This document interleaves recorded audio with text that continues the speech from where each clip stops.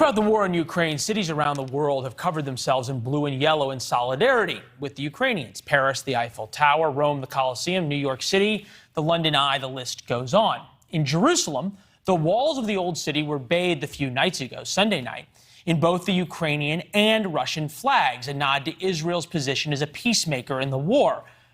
The perceived moral equivalency sparked such an outrage that Jerusalem ended up taking it down. Israel is in an unusual place. Prime Minister Naftali Bennett flew to Moscow for a meeting with Putin and is largely seen as the only honest broker between Kyiv and Moscow. But for a country that leads the cry of never again, Israel is nowhere to be seen in pushing for a tougher response to Putin. They also denied the Ukrainians' request for military hardware while sending blankets and medical supplies. More still, the United States gave Israel a harsh warning as it still refuses to join in sanctions against Putin and his oligarch buddies. Many of those oligarch buddies live and park their money in Israel. Take a listen. We're asking as many countries as we can to join us. We're asking that of Israel as well.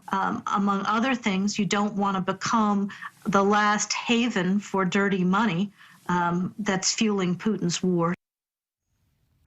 Last night, we discussed Israel's relative silence on Ukraine and called it disappointing. Their consul general in New York pointed out the foreign minister, among others, have condemned Russia's invasion and asked to join us tonight. Ambassador Asaf Zamir with us now from New York. Ambassador, we appreciate you taking the time. Thank you. Is simply condemning Russia enough? No, simply condemning Russia is not enough. But good evening, Leland. Yeah, good evening. To be here. And it's not the only thing we've been doing. I heard your piece yesterday. I think it's important to state we've condemned Russia and sided alongside with Ukraine from the beginning in the UN resolution, also various statements issued by our foreign minister, Yair Lapid.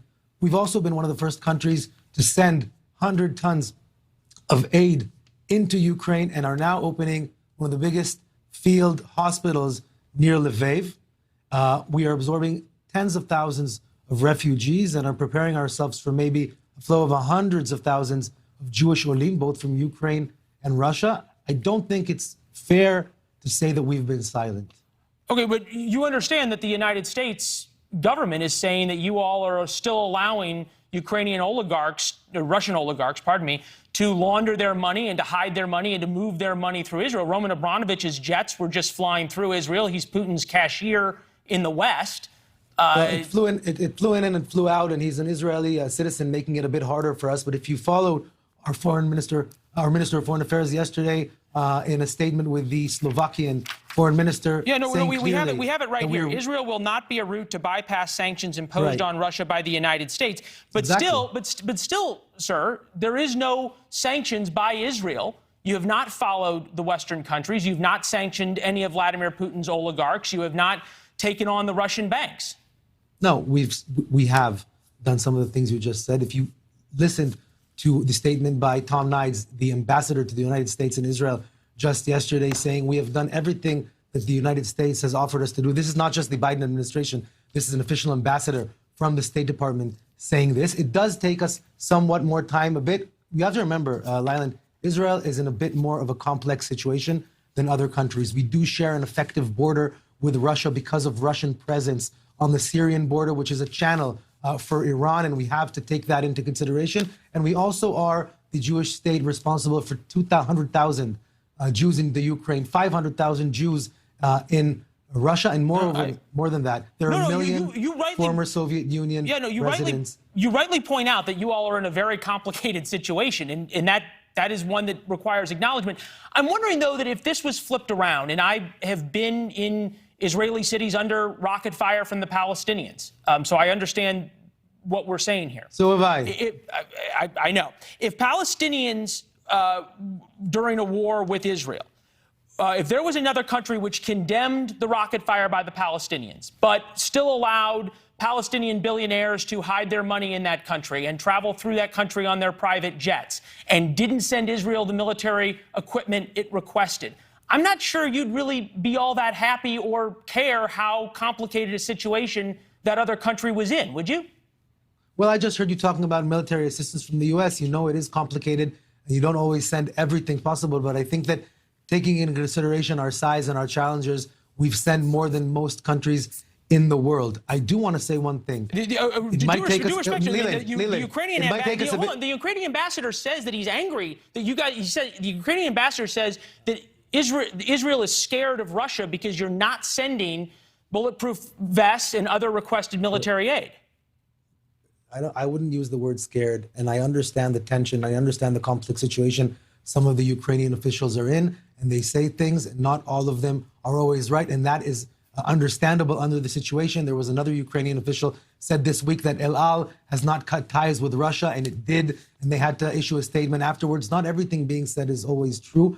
I can only go back to say what my foreign minister said, which is we won't be a bypass for sanctions. We did put together a few weeks ago a task force made up of all of our ministries to find the ways to implement these sanctions, to make sure we're aligned with all of the countries led by the United States. And I think that when, at the end of this, when you look back, you will see that we did our part in that.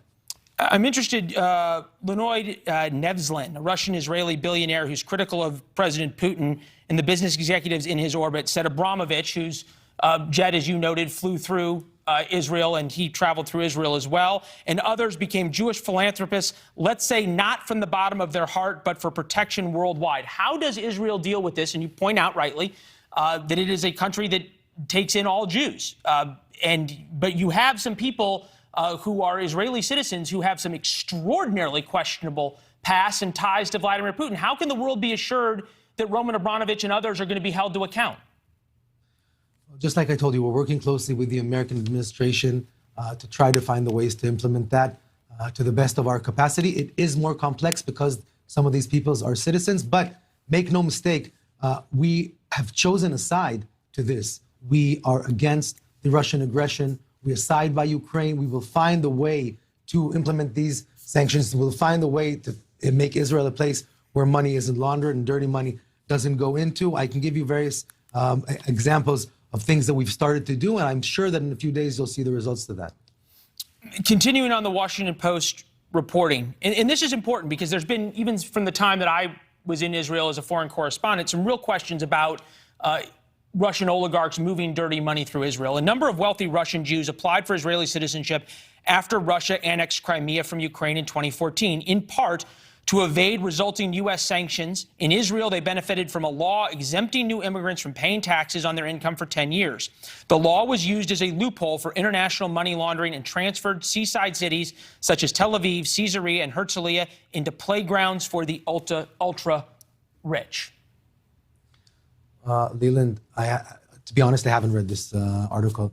I know that it's very complex on normal days to deal with these issues, and some of these people. Right, but no, it is. Europe. Hold on, Leland, let me finish my answer. No, Ambassador. Okay. You said you didn't read the article. It's not complex when there's absolute rights and absolute wrongs, and Israel is the first one to say there are absolute rights and absolute wrongs. There are things that are crimes that are so wrong, like Vladimir Putin's treatment of Ukraine, that there can be no confusion about complicated situations. But it has to be an absolute. The fact that you're trying to paint this as if there is confusion is wrongful. We've been on the right side of history from the first second, even if it's taking it a bit more time to implement. I'm not trying to paint it as that there's confusion. Jerusalem put up the flag of Ukraine and the flag of Russia together. We have the video. That's not confusion. Well, no, I think that was a mistake, and I think mistakes happen, and it was taken off. I personally come from Tel Aviv, and Tel Aviv put the Ukrainian flag on. And not every decision every person makes inside a country reflects the policies of the government. If you look at it on the other side, there have been numerous demonstrations led by Israelis flooding the streets only pro-Ukraine, not just from the government, but from the people themselves that have been putting pressure, just like in other countries of the world. So if things happen that are mistakes, and I stand here and say that was a mistake, it was taken off, that shouldn't have happened, it should be disregarded as that. Things like that happen. It wasn't reflecting our policy or any formal policy. It wasn't right to do. Fair enough, and I appreciate you being willing to say that. I got one last question for you. And I watched some clips of you earlier in preparing for this interview. You said that you come more from the political side than the diplomatic side, which is both honest and also informative. There's 1 million ethnic Russians inside of Israel. They are an important political bloc. Does that, A, play into the prime minister's positions on these things and how much he is restrained, or B, give you all an opportunity? It creates an obligation which reflects on the moral obligation of the state of Israel towards all Jews. There aren't a million Russians. There are a million ex-Soviet Union made up of many countries, and they all have families on both sides of this conflict. And this for them is not a faraway conflict. This is happening daily. The feeling inside Israel because of that is a very strong, hard feeling that this war needs to end. That is the main reason that you hear our Prime Minister Naftali Bennett on the phone trying to mediate, trying to help and bring this crisis to an end and to stop it, because it's very, very, very hard to look at it from Israel. But Israel will always be the home of the Jewish people, and will always have to maintain the diplomatic corridors that allow us to take care of all Jews, because judging by our history, no one else will for sure. That is a true statement. Fewer truer statements have ever been said on television. Ambassador, we appreciate your time. Thank you. You're welcome back anytime. Thank you. Thank you very much. Thank you. Thanks for watching. Click the red subscribe button below so you can get more of NewsNation's fact-driven, unbiased coverage.